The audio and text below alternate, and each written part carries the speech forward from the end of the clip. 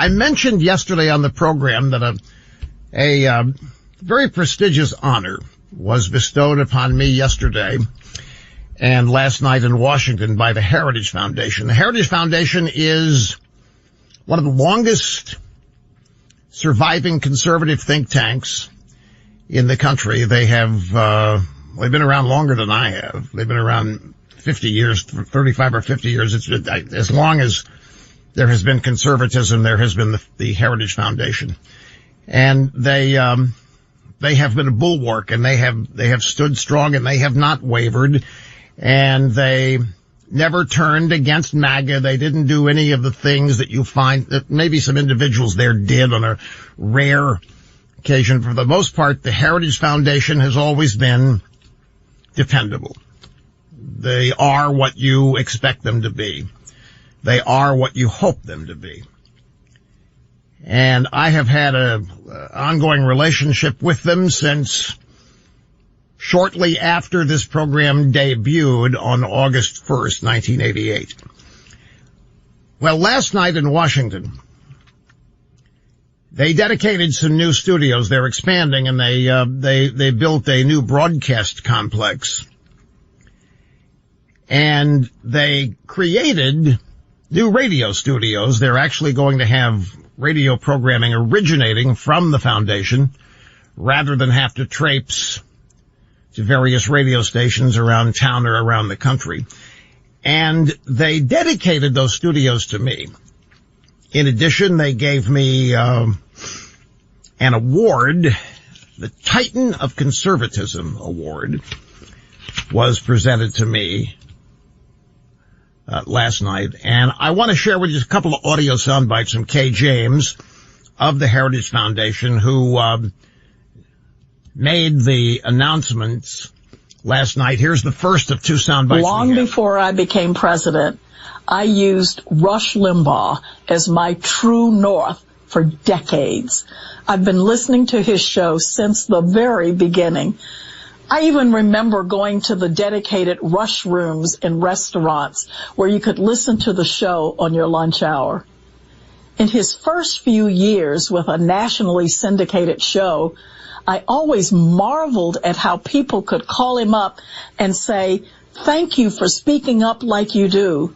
I thought I was the only one who had those beliefs. The fact is, Rush helped bring the conservative movement together 3 hours a day for a family meeting. That's Kay James of the Heritage Foundation. Now, all of this is happening without any strategy behind it. I mean, I'm trying to just make my mark as a broadcaster, as a radio guy, and I have my own goals as a radio guy that I'm attempting to accomplish, achieve, maintain, and hold.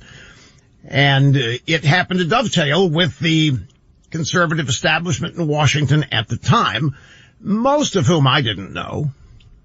I didn't know them personally. I got to know them over the years, and not just at Heritage, but a number of other different places.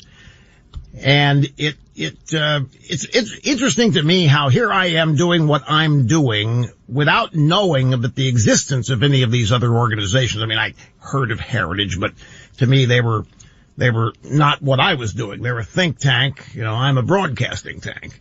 And the interests nevertheless coincided.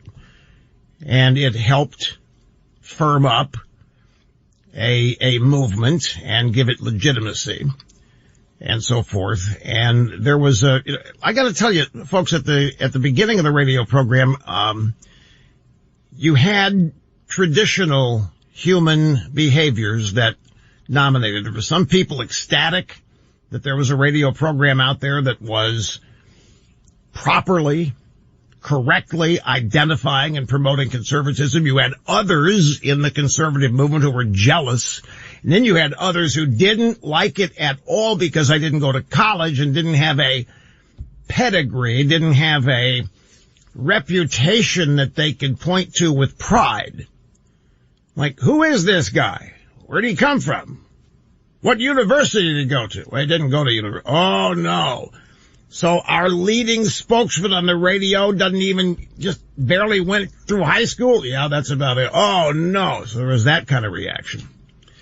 But Heritage never had that reaction.